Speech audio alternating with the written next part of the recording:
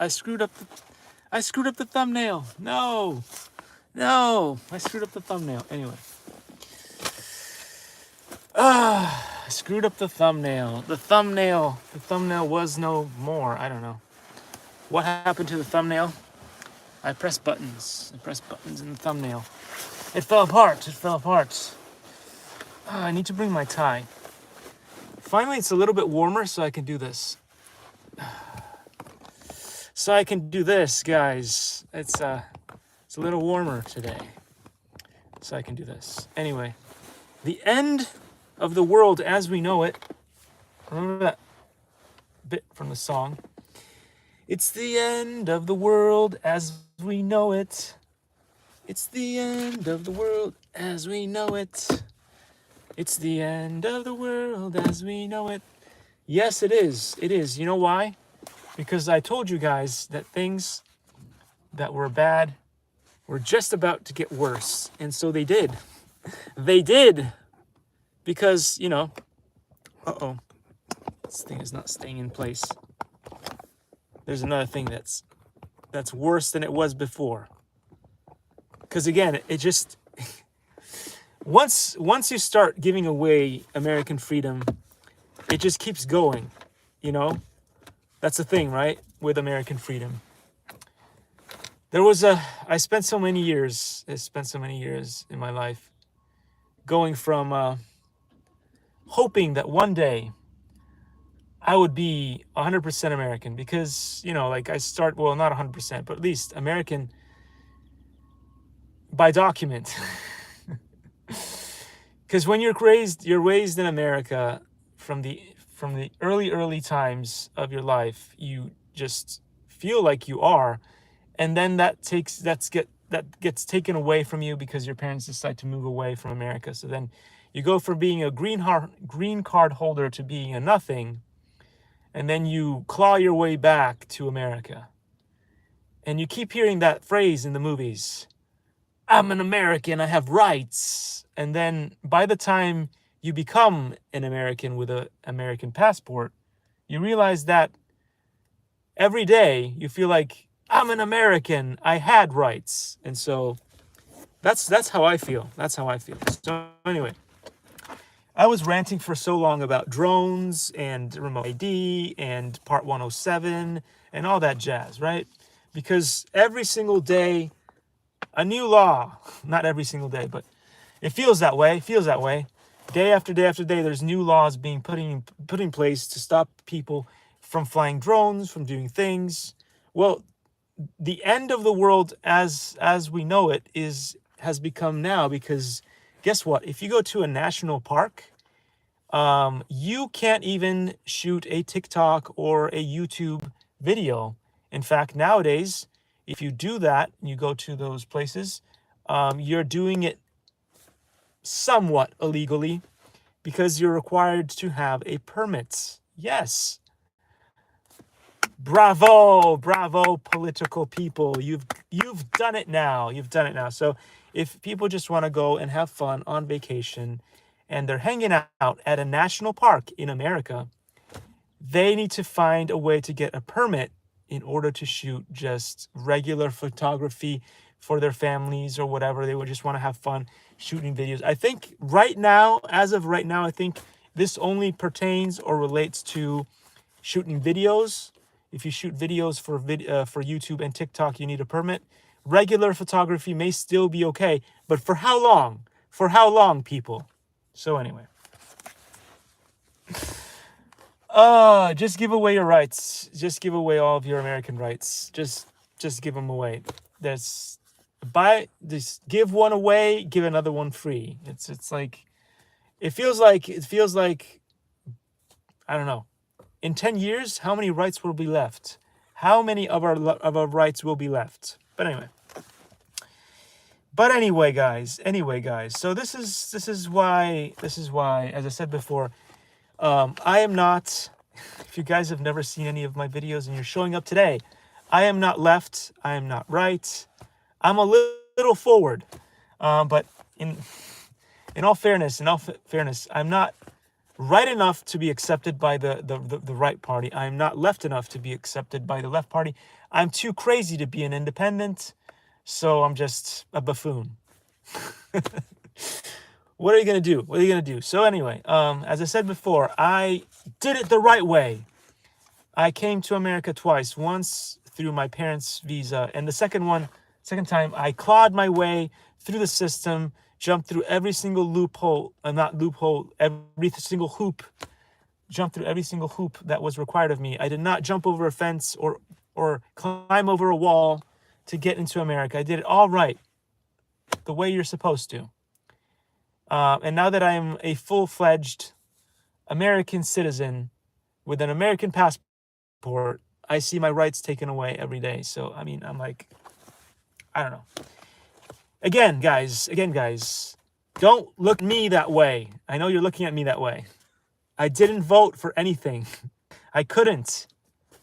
Until recently, I was not legally able to vote in any election. So if this has happened, it's all you. It's all on you. You went to vote for the people that ruined America. Anyway. So remember, guys, if you go to visit national parks, and you want to shoot videos, get a permit, because that's what you voted for. That's what you voted for. Anyway, so enough of that drizzle. Nobody cares about my opinions about life or anything, but that's okay. That's why I'm here. To stick it to you because you don't care about my opinions. And so I'm going to keep giving you my opinions because that's what I do. Anyway, so Gwei is a good place to go to if you guys are looking for food. Gwei, BBQ restaurant and bar. They even have, yes, you've guessed it, vegan options. And here is the number that you may want to call in order to get that yummy food from Gwei. What else we got? We got Sichuan impressions. They always make a good impression because they're Sichuan impressions. And you can check out that number there. They've also got, what is it? Twitter I can't approve of. I'm still stuck out of my account, my Marvimation account. Simpression 1900 on Twitter. I'm just gonna, just in case they need it. They've got a Facebook and an Instagram. So that there you go. Just in case you didn't want any of that stuff and you wanted Sup Noodles. Sup Noodles is another place you can go to eat yummy noodles. And these were the utensils that came with Sup Noodles. So we brought them home. But you've got at Sup Noodle Bar. But also don't forget the one, the only Tong and Tong, Cheek and Cheek, Korean restaurant here, Korean cuisine. So TNT, just in case you guys didn't know what that was. Is it even possible to, is that legible? Maybe it is, maybe it isn't, maybe there's tools. Get out of the way, tools. It works better if you can read it. I don't know. You probably won't be able to read it, but because it's upside down. Upside down always works even better. There you go. Anyway, and yesterday we went to have Puesto. Puesto, here it is. You can go to eatpuesto.com to find out more about Puesto. But yesterday was Valentine's Day, so we went there and it was very cheery and lovely. And we got to eat red. Yes, you've guessed it, red. Was it tacos? I think it was tacos. If it says tacos, then it's probably tacos. If it tacos like a taco and it tacos like a taco, it must be a taco. So yeah. All right, let's jump into some reading today. As we did, I did a giveaway today, but it was more of a donation to the Woodbridge Association over there. 2 monitors, one for computer screens and one that's a TV.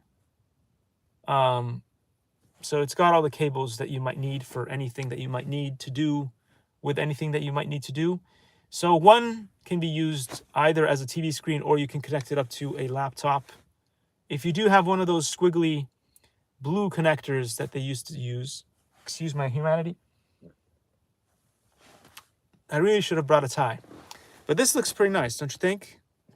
Oh, that's bad. Because of how I'm sitting in the car, it opened up. You see, it opened up a little bit here. That doesn't look very nice. It looks better when you're standing up, because that doesn't happen. But I'm sitting. What else am I gonna do? What else am I gonna do at this point, right?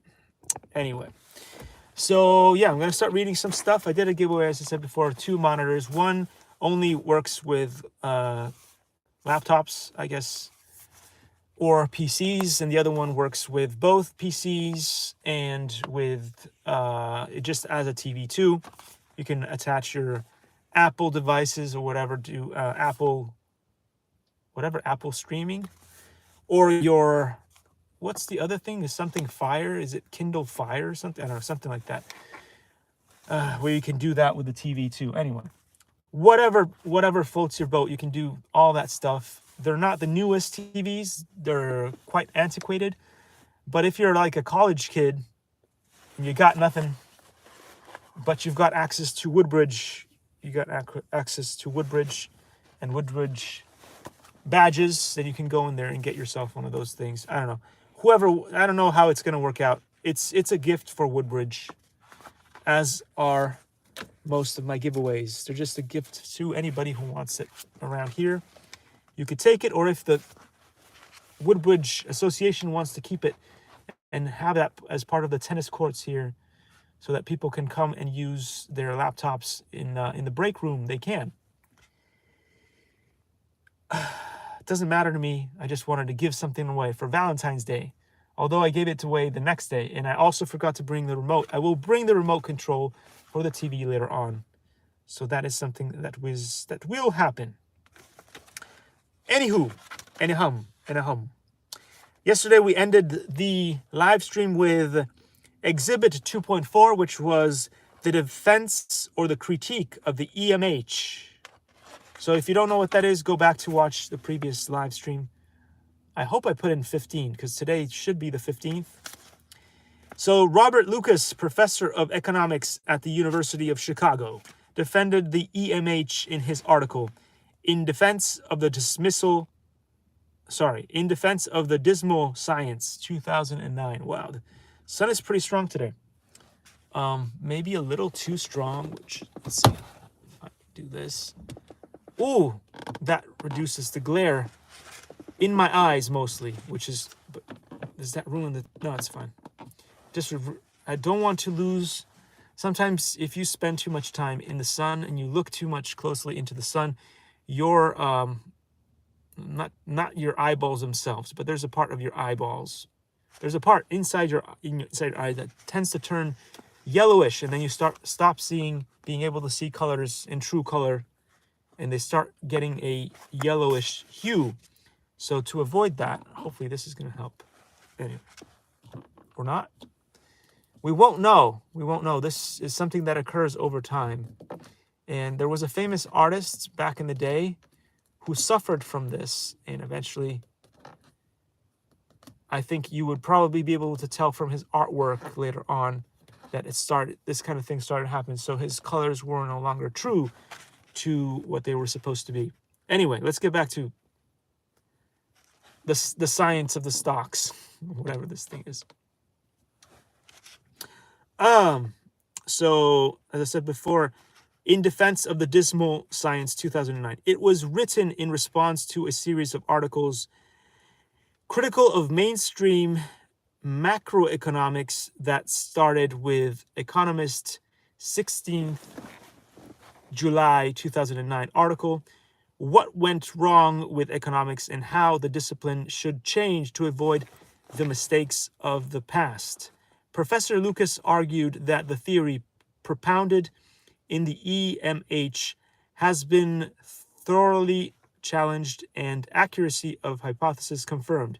He wrote, Over the years, exceptions and anomalies have been discovered. Even tiny departures are interesting if you are managing enough money.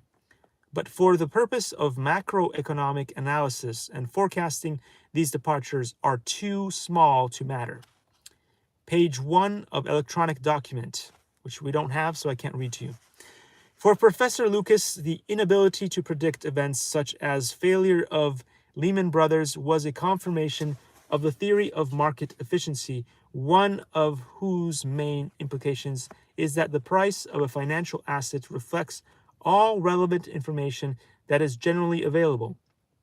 In defense of the EMH, he argued, if an economist had a formula that could reliably forecast crises a week in advance, say that the formula would become part of generally available information and prices would fall a week earlier. Here, Professor Lucas was equating forecasts with exact deterministic forecasts. Indeed, we do not have this type of deterministic knowledge, but forecasts can be probabilistic in the sense that analysts could recognize regime changes or when the economy is in a state of disequilibrium. If economists were able to give early warning of the increasingly probability of an impending large market swing, this information would be helpful, and not only to asset managers. I'm not sure if that would also result in insider trading, but it could. But at the very least, your portfolios would be managed better. And so it would be less likely for bubbles to occur and you to lose your money in the stocks, I guess. Consider the field of medicine, where preventative tests, although not exact, are useful because they give an early warning of the possible development of a given disease. Natix's Dr. Lefebvre, 2012, wrote, economists' job is not to tell you where the S&P 500 or the 10-year Treasury yields will be at year end, but to send enough reliable signals on the regime switches or market strain periods that take place between now and then. Check out page 15 of a document we don't have. Some argue that although the EMH provides a useful conceptual framework, its importance should not be overstated. In other words, as useful as the EMH might be when considered a framework for thinking about markets, it should not be taken as an absolute theoretical principle. Financial assets are claims to future cash flows, hence their value is somehow linked to a reference value. A reasonable assumption is that investors do not want to buy or sell assets priced too far from the reference value. Professor Logue noted that although a multitude of deviations from efficient behavior have been observed, most economists still hold to the EMH. He remarked, if you pick up a major textbook by, for example, Sharp, you read that stocks are priced correctly. But there are actually massive anomalies in the micro and macro sense. Professor Logue questioned whether we have a viable asset pricing theory. This is one thing that is very important. Although a lot of times we will go and rely on books written by people that we think are amazing, people are still people. So they are fallible. They may have antiquated information and all kinds of stuff. So be careful. Always, it's that famous game quote. What is it? EA Games, challenge everything, right? Challenge everything. Although you do hope that you can rely strongly on the information you're given, whether you are taught in school or by top tech professionals or top industry professionals, do challenge everything because sometimes things don't always apply and don't always work. So you do the best that you can with what you've got. That's the motto of this channel for a reason, because I've been burned so many times by people who've given me advice, people in the know that were supposed to know, and some of them were in the know at the time when they applied to colleges, at the time when they applied to work in the job field and a bunch of other things. And so their knowledge is valuable and it is lived experience for the time, but does it still work today? And that's one of the things that I always tell people is those people that are out there that are giving you advice, those motivational speakers that are out there giving you advice, when was the last time they went to a career center to see what is really going on today? When was the last time that they went to check out a cafeteria or a homeless shelter or something when they're talking about the homeless? When was the last time they drove through LA to see the endless tents that are still out there of homeless people? So before you take advice from somebody who looks great in a suit, and that should be reliable, you might want to check a second opinion, a third opinion. Make sure, because at the end of the day, it is your life, not their life. So whatever advice they give you is not going to affect them, although they may be giving a heartfelt advice warning to you. It is your life. So at the end of the day, the consequences are yours. So with that said, let's continue on with asset pricing theory. Do we have an asset pricing theory? We sort of know what the model looks like. In bonds, we use the present value coupons parameters. For example, using the current rate in 10 years bonds, we can calculate a good price. In stocks, we use the dividend growth model, the current dividend. The only question is the discount rate. But how well can we estimate? On foreign exchange, we don't know the model, the parameters. We have the McDonald Hamburger Index. There should be no difference in prices across countries, save for taxes, labor costs, and raw material costs. Nonetheless, there are often massive, inexplicable prices discrepancies. The law of one price is supposed to prevail, but often doesn't. Markets often behave in ways that cannot be explained by extant theory. Regarding the law of one price, Professor Logue cited the trading rules that group of New York City stockbrokers established among themselves in 1792. Their objective was to ensure the same price for the same stock in simultaneous transactions. However, Professor Logue noted that with today's various trading venues, dark pools, and algorithmic trading, if you and I wish to buy stock in company X at the same time, we might pay different prices because of trading in different venues. He commented, market participants worry about this, but academics do not. Professor Logue cited Robert Shiller's work on irrational markets. Shiller, 1981, observed that the present value of a subsequent trended real dividends is found to be a very stable, smooth series when compared with the actual detrended real stock prices series. An efficient markets model that makes price the optimal forecast of the ex post rational price is inconsistent with these data.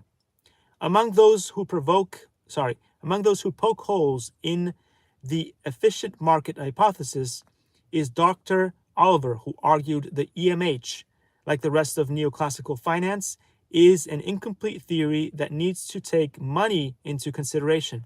He suggests that the best value criteria for predicting future equity market returns are liquidity and psychology. That is human behavior. The role of credit and debt creation in forming asset market prices and bubbles is central to the theories developed by ETH Zurich's Professor Didier Sornet. Professor Sornet observed that financial markets are essentially non-stationary and unstable. He attributes market instability, which, I'll jump over to the next page, but first we're going to read this little bit on the bottom here, which says, in 1792, 24 stockbrokers in New York City signed that what is referred to as Buttonwood Agreement. so named because it was signed under Buttonwood Tree on Wall Street.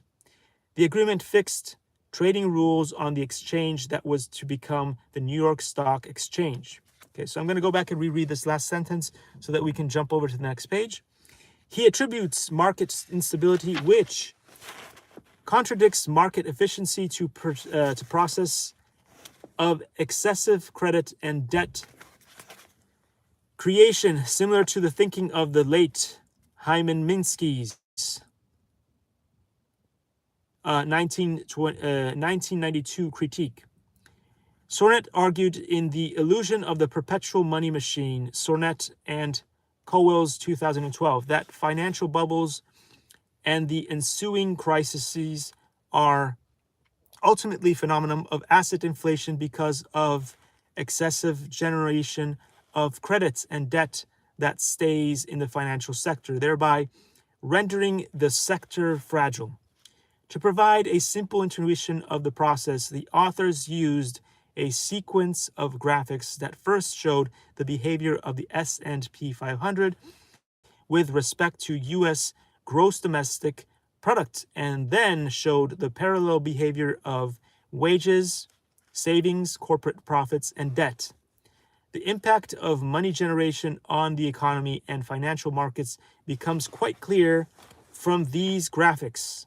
Commenting on the market's recovery after the recent financial crisis, Professor Sornet remarked, "The markets have bounced back due to the QES, quantitative easings. This is an artificial pumping of financial market that has no solid fundamental foundation. It is an illusion that a savvy investor should be aware of and take corresponding precautionary measures." Clearly, Sornet and Cowell's theory runs against the EMH, a market where asset prices rise primarily because of demand artificially created by the excessive generation of credit and debt, cannot be considered an efficient market. If we accept that money generation is at least partially responsible for the price level of financial assets, we must conclude that there is no single theoretically correct price. The same asset can have two correct prices in two different monetary conditions. Asset inflation is a deviation from rationality, more fundamental than any cognitive bias of investors. Other analysts also ascribe money or liquidity an essential role in the pricing of assets.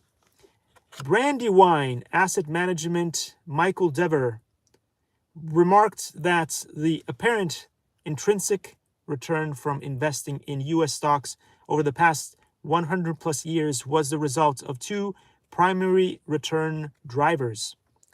One, the aggregate profit or earnings growth of the companies that constitute the market, and two, the multiple that people were willing to pay for those earnings, i.e., the price to earnings ratios of PE. Dever and Woobler, 2012, argued that the PE is the result of level of demand, which is determined by psychological factors. Analyzing the S&P 500 total return TR index, the authors observed Paul Woolley, who co-founded GMO Woolly, the London affiliate of the Boston-based fund management from GMO, and served as its managing director, suggests that there is yet another explanation for why markets are not efficient. In his paper, Why Are Financial Markets So Inefficient and Exploitative, and Suggested Remedy, Dr. Woolley, 2010, argues that the source of market inefficiency is principal agent problem. He wrote, agents have better information and different objectives than their customers' principals, and this asymmetry is the source of inefficiency, mispricing bubbles, and crashes. Dr. Woolley subsequently founded the Paul Woolley Center of the Study of Capital Markets Dysfunctionality at the London School of Economics. Why such a divergence of opinions about concept the efficient market hypothesis that should be fundamental? Economists Bernard Guerion and Oscar Gunn, 2011, offered an answer in this article in the online Real World Economics Review. Guerion and Gunn critiqued Fama's famous statement of EMH, which has become the statement of the EMH, a market in which prices at any time fully reflect available information is called efficient. They observed that Fama himself was careful in his 1970 paper to avoid using this sentence as a definition of the EMH. The words fully reflect appear in quotation marks. Fama understood that this definition of the EMH was not tenable and quickly moved on to alternative definitions of market efficiency, based either on equilibrium models or on the near impossibility of beating the market. What the proponents of the EMH want to argue is that, one, given all current generally available information, we can determine the theoretical price of an asset, and two, a market is efficient if observed prices are equal to or close to the theoretical values. Otherwise, the market is inefficient. An implicit addition to this statement is as follows. Markets tend to be efficient if markets show inefficiencies. These inefficiencies tend to disappear as markets revert to their theoretical value thanks to the action of market participants. The link between the EMH and asset pricing is provided by the notion that the theoretical value of an asset is present value of its future discounted cash flows. Markets are efficient if the price of each asset equals or comes close to the present value of its future discounted cash flows. This notion replaced the idea that markets are efficient if prices fully reflect current available information. This change did not, however, add clarity because the present value of the future discounted cash flows cannot be empirically ascertained. Guerin and Gunn, 2011, remarked that the EMH is an empty concept because cash flows cannot be forecasted into the distant future. In short, the twin hypotheses of asset pricing and the EMH are not verifiable. I'm going to go back for a second there and read a piece here.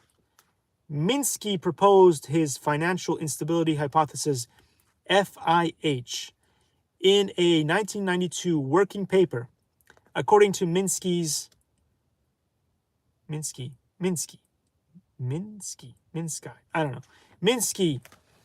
capitalist economies exhibit wow, that's I'm out of this world right now. So Minsky, capitalist economies exhibit inflations and debt deflations that, because of fragile financial systems, can end in financial and economic crises. Minsky proposed his FIH as an interpretation of Keynes' general theory. Okay, and then there's another bit, part 16. For information on the Paul Woolley Center, see http I think it's a : business.uts.edu.au/qfrc/pwc/. And I'm going to show it just in case I read it wrong over here. I hope this thing will focus so you guys can check that out yourselves. But that is all for today. We will start again up from page 48 of this book tomorrow. And it's good that we've got Puesto here, Puesto stuff. I did show you guys Puesto earlier in the video. Anyway, we're going to go into some cocktails, and I've got all kinds of books, so bits and pieces and bobs. I did also bring the only Secret Origin of Wing Chun. but also the 10 stages of diagnostics and therapeutics in traditional Chinese medicine, which I forgot to read from yesterday, which was like, why did I do that? I don't know. It just happened. It just happened. It was not on purpose. So yeah, we're going to read about cocktail classici and esotici from Voglia di Cucinare and Giunti de Metra. But today we're going to be mixing the Manhattan. There's a bunch. There's Manhattans and possibly martinis. Interesting. Anyway, so let's start with this one right here. It looks pretty cool. What do you guys think? What do you guys think? Thanks for joining me on this adventure into oblivion, because that's where we're going. That's where we're headed. So, let's go. Ingredienti. 7 decimi rye whisky, 3 decimi vermouth rosso italiano, 2 gocce di Angostura bitter. And, of course, bitter rye whiskey and vermouth.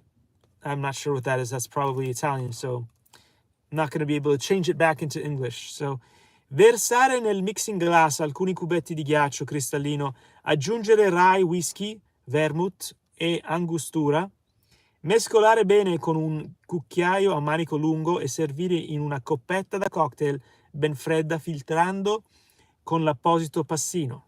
So filtrando means to filter. You gotta use one of those filters to do that, I guess. So there must be some kind of impurities that you want to filter. Decorare con una ciliegina infilata su uno spiedino da cocktail. So spiedino is, I do believe, a wooden stick with a point that you usually use for aperitifs. Anyway, when you give out those hors d'oeuvres, whatever those things are called, and you have those little sticks, that's what that is. Anyway, decorare con una ciliegina. So ciliegina is a small, what is that? It's not a strawberry. No, it's not. I'm trying to remember words in Italian. Is something, isn't it? It'll come back to me. It'll come back to me. Questo celebre cocktail fu inventato nel 1874 da un barman del Manhattan Club di New York. Lo avrebbe commissionato per una festa la madre di Sir Winston Churchill. Inizialmente veniva preparato solo con whisky canadese dal Canadian Club, poi è stato privilegiato l'uso del rye whisky. So there's a few words here that are actually English. So that's cocktail. We've got Manhattan Club in New York. We've got Winston Churchill and Canadian Club. So yeah, apparently this thing was invented in the Manhattan Club by a barman in 1874 during a party for the mother of Winston Churchill, and it was Canadian whiskey. So anyway, that's kind of interesting. Bit of history there, if this is true. Let's see what else is going on. Manhattan 2, dry Manhattan. Ingredienti: 7 decimi rye whisky, 3 decimi vermouth dry francese, 2 gocce di angostura bitter. Versare nel mixing glass alcuni cubetti di ghiaccio cristallino, servire in una coppetta da cocktail ben fredda e decorare con una fetta di limone o con una ciliegina, secondo gusto e disponibilità. Martini 1. Ingredienti: 4 quinti gin, 1 quinto vermouth dry francese. Servire nella coppetta da cocktail ben fredda, decorare con una fettina di limone o con un'oliva, a secondo dei gusti. So this is fun. We've got the Manhattan 2 and the Martini 2. So let's see what's going on here. Martini 2, medio or perfect martini. Ingredienti: 4 decimi gin, 3 decimi vermouth rosso italiano, 3 decimi vermouth dry francese. Versare nel mixing glass con alcuni cubetti di ghiaccio cristallino. Servire nella coppetta da cocktail ben fredda, decorando con una spirale di scorza di limone o con una ciliegia, a secondo dei gusti. So we've got the third kind of martini over here. The sweet martini. Ingredienti: mezzo gin, mezzo vermouth bianco martini. Miscelare nel mixing glass con ghiaccio cristallino e servire nella coppetta da cocktail ben fredda, decorando con una ciliegia. Excuse me. Excuse my humanity there. We've got two more drinks. We've got the Negroni and the Old Fashioned. Right here, Negroni and Old Fashioned. So, ingredienti: 4 decimi gin, 3 decimi vermouth rosso italiano, 3 decimi bitter Campari. Si serve versando in un bicchiere Old Fashioned alcuni cubetti di ghiaccio cristallino bitter, Campari, vermouth e gin. Mescolare bene e decorare con una spirale di scorza di limone o una fetta d'arancia. Old Fashioned. Ingredienti: 4 cl bourbon whisky, un quarto di zolletta di zucchero, una goccia di angostura bitter, uno spruzzo di soda. Porre in un bicchiere Old Fashioned angostura bitter sulla zolletta di zucchero frantumata e bagnare con la soda. Riempire il bicchiere di ghiaccio e aggiungere il bourbon whisky. Decorare con mezza fetta d'arancia, scorza di limone e 2 ciliegine. Wonderful. So we're going to stop that there for this. And I'm also going to temporarily stop the live stream here. I will be coming back because, again, I'm doing the giveaway here. And I forgot to bring the remote control. So if anybody should come to retrieve monitors, or if they want to use the monitors here in Irvine, California, Woodbridge, it'd be kind of bad to not have a remote control for them to use. So I'm going to go do that now, and I will be back, as they say. So I'm not sure if there's a way to pause the live or not. I can't remember. There might not be a way to pause the live, so I might have to do this and then come back with a part 2 of this video. So for anybody who is currently watching, I will say thank you, and I will see you very soon once more with these 2 books right here. We've finished reading from this book.